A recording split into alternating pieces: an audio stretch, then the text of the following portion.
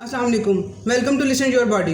अगर आपकी बॉडी किसी सख्त चीज़ से टकराती है या आप कहीं गिरते हैं और आपको चोट लगती है या आप लोग कहीं खारिश करते हैं और वहाँ पर वो ब्लैक कलर के नील पड़ जाते हैं, धब्बे पड़ जाते हैं, या थोड़ा सा भी उस चीज़ को अपने वहाँ पे स्किन को हाथ पे या फेस पे ज़रा सा भी ज़ोर से टच किया जाए तो वहाँ पे वो ब्लैक कलर का धब्बा पड़ जाता है। अब इसमें होता क्या है कि वो स्किन जो सी है ऊपर से तो वो रैप्चर नहीं हुई होती, ऊपर से उसको चोट नहीं लगी होती, ऊपर से ज़ख्म नहीं आया होता, वो स्किन के अंदर से जो सी होती हैं उसकी वेन्स होती हैं वो रैप्चर हुई होती हैं, वो उसकी जो वेसल्स होती हैं वो वहाँ पे फट गई होती हैं, फट जाती हैं और उसकी वजह से वहाँ पे ब्लड जमा हो जाता है। अब ब्लड को बाहर वो निकलने का नहीं रास्ता मिलता तो वो वहीं पे जमा होता है, तो इस वजह से वो रेड कलर की पहले स्किन होती है, उसके बाद ब्लैकिश होती है, फिर वो येलोइश हो जाती है।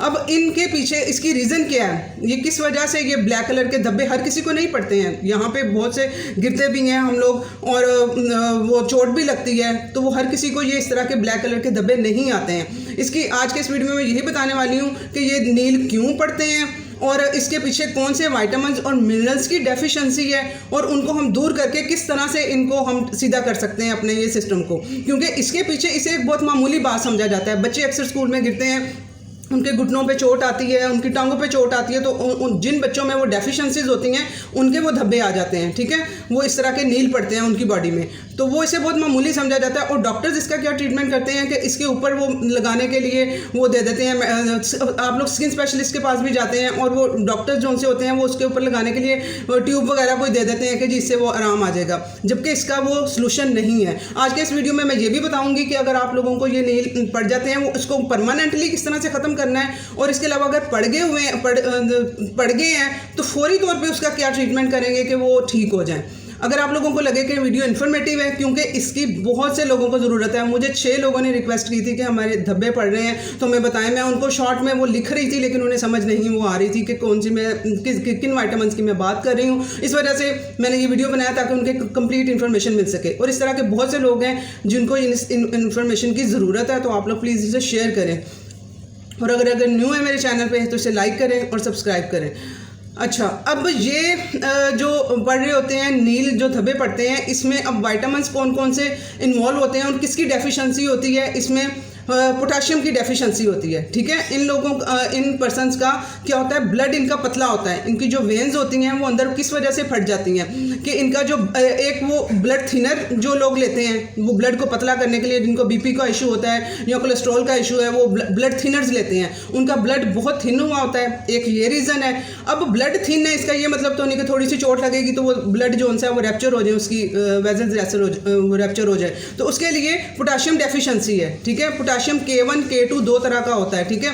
अब वो दोनों तरह का आप लोगों ने अपना फुलफिल करना है पोटाशियम को। अब पोटाशियम जो सा K2 है उसमें मैं आप लोगों को बीफ लिवर कह रही होती हूँ कि आप लोगों ने बीफ का लिवर आप लोगों ने खाना है। अब उसमें आप लोगों को पोटाशियम भी मिल जाएगा, और दूसरा इसमें जो और भी मैं इसकी रीज़न जो बताऊंगी आगे डेफिशिएंसी की, वो भी डेफिशिएंसी एक चीज़ मैं इसलिए कहती हूँ, होल फूड खाया करें। होल फूड खाने से आप लोगों की वो कंप्लीट डेफिशिएंसी पूरी हो जाती है और भी चीज़ों की पूरी हो जाती है डेफिशिएंसी। अब जो कह रहे होते हैं कि हमें कोई सप्लीमेंट बता दें या इस तरह से, आप उस चीज़ का, मैं पोटाशियम का नाम लिया है कि पोटाशियम डेफिशिएंसी की वजह से ये हो रहा होता है, तो वो क्या करेंगे, पोटाशियम का सप्लीमेंट ले लेंगे, वो एक चीज़ है। अब इसके पीछे और भी बहुत सी चीज़ें लिंक्ड हो रही होती हैं, तो आप लोगों ने इसके लिए अगर आप लोग बीफ लिवर यूज़ करेंगे, इसमें B12 भी आप लोगों का पूरा हो जाएगा, और साथ में आप लोगों का वो आयरन भी पूरा हो जाएगा, फोलेट भी पूरा हो जाएगा, और साथ में आप लोगों का ये भी पूरा हो जाएगा, पोटाशियम भी पूरा हो जाएगा। तो आप लोगों ने बीफ लिवर जो है आप कोशिश किया करें कि हफ्ते में एक दिन आप लोग वो बीफ लिवर यूज़ किया करें।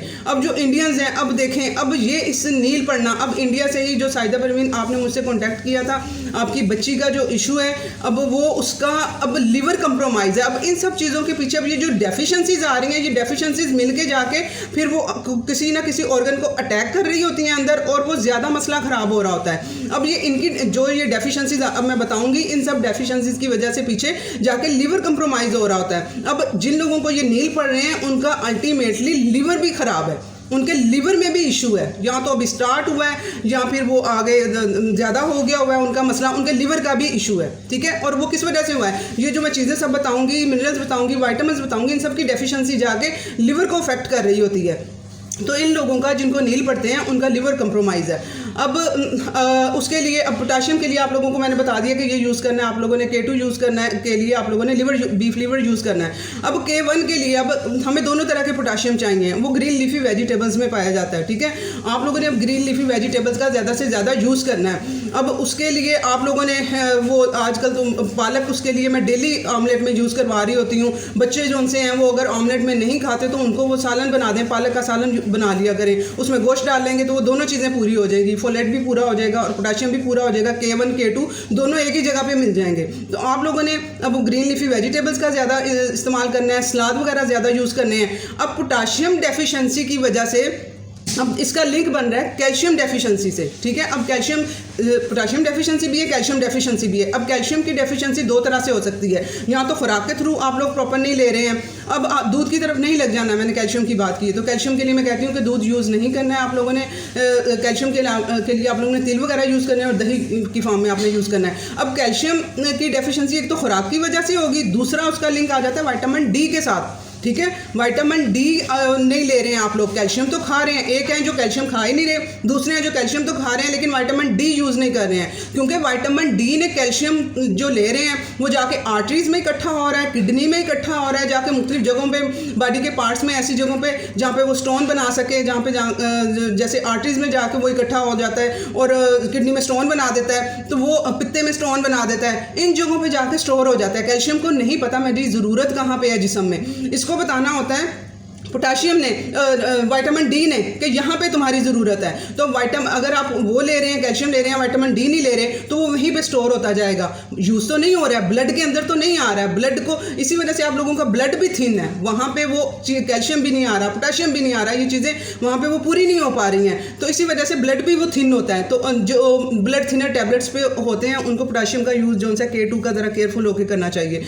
ये थोड़ा सा उससे लिंक बना था इसलिए मैंने बता दिया। अच्छा, आप लोगों ने अब विटामिन डी मैं बता रही हूँ कि उसने बताना है कि कहाँ ज़रूरत है। वो क्या करेगा, वो जो आर्टरीज में इकट्ठा हुआ है कैल्शियम, उसको उठा के ला के यूटिलाइज करवाएगा, जहाँ पे दांतों में ज़रूरत है, हड्डियों में ज़रूरत है, ब्लड के अंदर इसकी ज़रूरत है, जहाँ पे इसकी ज़रूरत है वो उसे वहाँ पे लेके आएगा। तो आप इस तरह से इसका लिंक बन गया विटामिन डी के साथ भी। उसके बाद आप लोगों का जो सा है पोटाशियम, अब विटामिन डी ने बताना है कि यहाँ ज़रूरत है, अब लेके किसने जाना है, पोटाशियम ने लेके जाना है। जो मैं आप लोगों को बीफ लीवर खिला रही हूँ, जो मैं आप लोगों को ग्रीन लीफी वेजिटेबल्स खाने का कह रही हूँ, इन्होंने ट्रांसपोर्ट का काम करना है, कैल्शियम को वहाँ से खींचेंगे और वहाँ पे वो लेके जाएंगे। तो ये अब देखें आप लोग किस तरह से, अब ये कोई एक चीज़ नहीं है। अब वो मैसेज में पूछ रहे थे हमें बता दें कि कोई टैबलेट बता दें कि हमें ये इस तरह से, मेरे हस्बैंड को धब्बे पड़ रहे हैं और नील पड़ जाते हैं, और मुझे जो बता रही थी कि हमें कोई बस सोल्यूशन 1 मिनट में बता दें। अब इसके पीछे आप लोगों को ये पूरा सोल्यूशन समझना होगा कि हम लोग क्या कहाँ डेफिशिएंट हैं और हम लोगों ने इन डेफिशिएंसीज को पूरा करना है, और इसके पीछे बैक पे कितना बड़ा वो काम हो रहा है, आपका लिवर कंप्रोमाइज़ हो रहा है। लिवर कंप्रोमाइज़ है तो समझो कि बॉडी के बाकी ऑर्गन्स भी डिफेक्ट होने वाले हैं आप लोगों के आने वाले टाइम में। लिवर की वजह से ही कोलेस्ट्रॉल का इशू होएगा, ठीक है, आपके हार्ट का इशू बनेगा, उस लिवर की वजह से ही थायराइड का इशू बनेगा, लिवर की वजह से डाइजेशन का इशू बनेगा, लिवर की वजह से किडनी का इशू बनेगा। ये जब कचरा लिवर साफ़ नहीं कर पाता है तो इन सब चीज़ों में जाके वो स्टोर करा रहा होता है। तो इस वजह से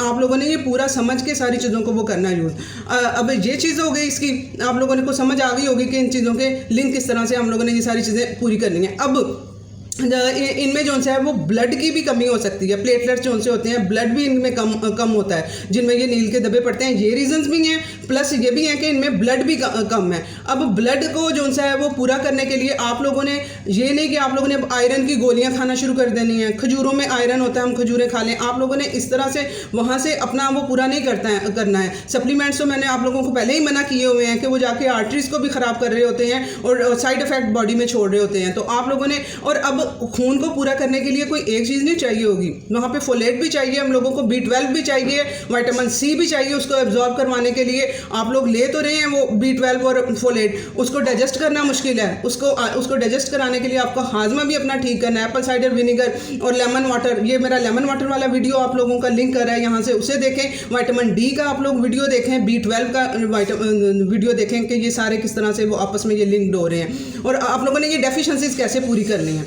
उन वीडियो से आप लोगों को ये आइडिया मिलेगा। अब यहाँ पे मैं बात कर रही थी कि आप लोगों ने B12 भी अपना यहाँ पे फोलेट के लिए आप लोग चुकंदर वगैरह यूज़ करें, जो आजकल मौसम भी आ गया उसका, और उसके साथ ही B12 के लिए आप लोग गोश्त के जो सा है वो आप लोगों ने यूज़ करना है, रेड मीट जो सा है आप लोगों ने यूज़ करना है, मछली यूज़ करनी है आप लोगों ने, ठीक है। अब रेड मीट यूज़ करेंगे आप लोगों का B12 भी पूरा हो जाएगा और इसके अलावा आप लोगों का आयरन भी पूरा हो जाएगा और साथ में आप लोगों का जो मैंने पोटाशियम बताया वो भी पूरा हो जाएगा। एक चीज़ खाने, और अंडे भी आप लोगों ने यूज़ करने हैं, अंडे तो नाश्ते में आप लोगों ने 2 लेने ही होते हैं, वो पोटाशियम को भी आपकी डेफिशिएंसी को भी पूरा करेंगे तो वो कंप्लीट हो जाएगा सारा प्रोसीजर ये, ठीक है। इन चीज़ों को आप लोगों ने सबको इंप्लीमेंट करना है। उसके बाद अब बात आ जाती है, अब ठीक है ब्लड भी पतला है, ब्लड में चीज़ें नहीं हैं, अब वेंस क्यों फटी हैं? वेंस का जो वेजल्स हैं वो इतनी वीक हैं कि वो इतना भार ज़रा सा भी नहीं बर्दाश्त कर पाएंगे। उनमें क्या डेफिशिएंसी है? अब उनमें डेफिशिएंसी है कोलेजन की, ठीक है। कोलेजन क्या होती है? प्रोटीन होती है हमारी बॉडी में जो कि ये इनको स्ट्रॉन्ग बनाती है, फ्लेक्सिबल बनाती है हमारी वेंस को, हमारी हड्डियों को, जो बारीक बारीक नालियाँ होती हैं हमारे ये ओरल में भी और पूरी बॉडी में जो बारीक नालियाँ होती हैं कोलन में भी, और ये स्पेशली जो यहाँ पे अब ये बारीक नालियाँ कैपिलरीज तो पूरी बॉडी के अंदर जाल इनका फैला हुआ है ना, तो कहीं पे भी आप जहाँ गिरेंगे वहाँ पे भी वो वहाँ से रैप्चर होंगे और वहाँ पे वो हो जाएगा। अब उसके लिए आपको अपना कोलेजन इनटेक अच्छा करना है। अब सप्लीमेंट्स पे फिर नहीं लग जाना। इसके लिए आप लोगों ने कोलेजन के लिए आप लोगों ने जो रेड मीट की जो सी वो हड्डी वाला गोश्त होता है, जो हड्डियाँ होती हैं एक तरह से आप कह लो देसी मुर्गी की हड्डियाँ होती हैं, उन्हें हल्की आंच पे 5-6 घंटों के लिए आप लोगों ने कुक करना है और वो आपका जो बन जाएगा, जो यखनी बन जाएगी उसकी, वो आपका कोलेजन है। हल्का सा नमक काली मिर्च डाल के वैसे पी सकते हैं, सर्दियाँ आ रही हैं आगे, लेकिन वो फिर ज़्यादा गर्मी की तरफ चला जाता है। उसमें आप लोगों को मैंने वेजिटेबल्स भी कहा है, उसमें आप वो बंद गोभी और इस तरह से वो चीज़ें डाल के, चुकंदर डाल के वो उसको वो सारी चीज़ें वो देखें ना, सारा कुछ एक ही डाइट से पूरा हो जाएगा।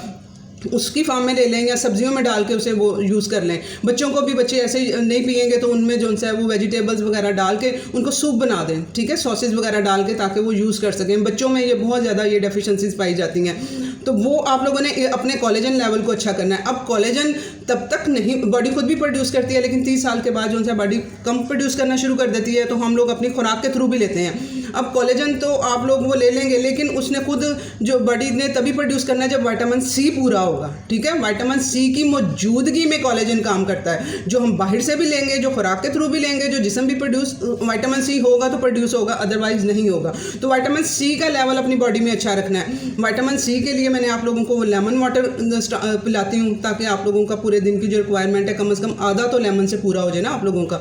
तो आप लोग इस तरह से, और चुकंदर आजकल मैं बता रही हूँ 5-6 महीनों के लिए अब आप लोगों को अवेलेबल होगा, थोड़ी क्वांटिटी में। अब उसको भर भर के नहीं, थोड़ी क्वांटिटी में उसे आप लोगों ने वो डेली लाइफ में थोड़ा थोड़ा करके वो यूज़ कर सकते हैं खाने के साथ ही। तो वो उससे भी आप लोगों का विटामिन सी भी मिल जाएगा, फोलेट भी मिल जाएगा आप लोगों को उससे, एक चुकंदर से।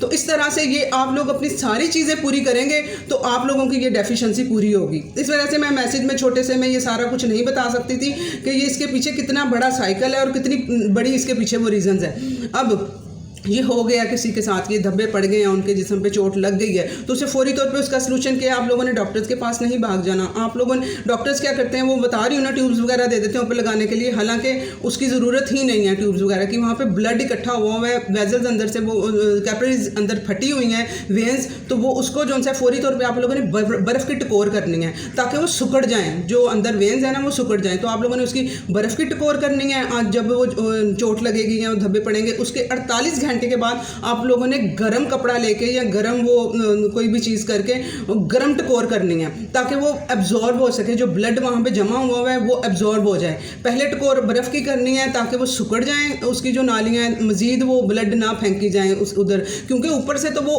होना नहीं है वहाँ पर, कोई ऊपर से तो चोट आई नहीं है, ब्लड निकली जाएगा, अंदर जमा हो जाएगा। जितना ब्लड निकलेगा उतना बड़ा धब्बा बनेगा, तो थोड़ा ब्लड निकले, थोड़ा ज़्यादा होगा, वो ज़्यादा धब्बा वहाँ पर बन जाएगा। तो आप लोगों ने बर्फ़ की टकोर, उसके बाद 48 घंटे के बाद आप लोगों ने गर्म टकोर करनी है, वो एब्जॉर्ब हो जाएगा, वो निशान उसका ख़त्म हो जाएगा। आप लोगों को कोई ट्यूब लगाने की, कुछ भी करने की उसके लिए ज़रूरत नहीं है। ये ट्रीटमेंट है इसका प्रॉपर, और बाकी जो सा वो है इसको परमानेंटली जिस्म के अंदर से इसकी ख़राबी सही करने के लिए मैंने सारा बता दिया है। प्लीज़ आप उसे फॉलो करें और इसे वीडियो को शेयर करें। देखें, मैंने चैनल बनाने का मकसद, अभी कभी मैं आप लोगों को अपनी सारी स्टोरी कभी बताऊंगी जब मैं, अभी तो आप लोगों की लाइफ सीधी करने पे लगी हुई हूँ ना। मैंने अब बहुत बड़े कंप्रोमाइज़ करके अपनी लाइफ के मैं इस चैनल पे आई हूँ और लोगों को अवेयरनेस देने के लिए और लोगों की हेल्प करने के लिए। अब मैं लोगों तक कैसे पहुँच पाऊँगी? आप लोग इसमें मेरी हेल्प करेंगे, इसे शेयर करेंगे, दो तरीके से आप लोग मेरी हेल्प इधर कर सकते हैं, क्योंकि यूट्यूब को नहीं पता, वो वीडियो खोल के नहीं देखता कि वीडियो क्या है, अच्छी है या बुरी है, उसे नहीं पता। उसे सिर्फ इस चीज़ से पता है कि लोग देख कितना रहे हैं, इसको कितनी देर के लिए देख रहे हैं। ठीक है, आप लोग एक तो वीडियो पूरी देखा करें, इसी तरह से फिर यूट्यूब को होगा कि ये वीडियो अच्छी, इस काबिल है। और अगर आप लोग समझते हैं कि इस काबिल हूँ मैं कि मैं आगे लोगों तक पहुँचूँ, क्योंकि बहुत से लोगों को इसकी ज़रूरत है, इस अवेयरनेस की बहुत से लोगों को ज़रूरत है। वो लोग जो डॉक्टर्स को अफोर्ड नहीं कर सकते हैं और वो उन्हें, आप लोगों को देखें ना, ये अवेयरनेस जब खुद होगी तो आप लोग खुद अपनी ट्रीटमेंट घर में बैठे ही कर सकते हैं। तो वो उन लोगों तक मुझे पहुंचना है, हर औरत तक कि जहां जिसकी जो अफोर्डेबल नहीं है डॉक्टर्स तक, और जिनको उनके फैमिली मेम्बर्स भी नहीं समझ उनकी बीमारियों को समझ पा रहे होते। थायराइड, ये फैटी लिवर, ये सारे इश्यूज़ हैं और लिवर भी अब इसकी रीज़न है। अब अल्टीमेटली ये सारी चीज़ें मिलके जो सी हैं वो लिवर को अफेक्ट कर रही हैं, तो लिवर भी ये धब्बे बनने की वजह है। ठीक है, तो लिवर ठीक करेंगे तो ये सारी चीज़ें ठीक करेंगे तो लिवर ठीक होगा, लिवर ठीक होगा तो ये धब्बे नहीं पड़ेंगे।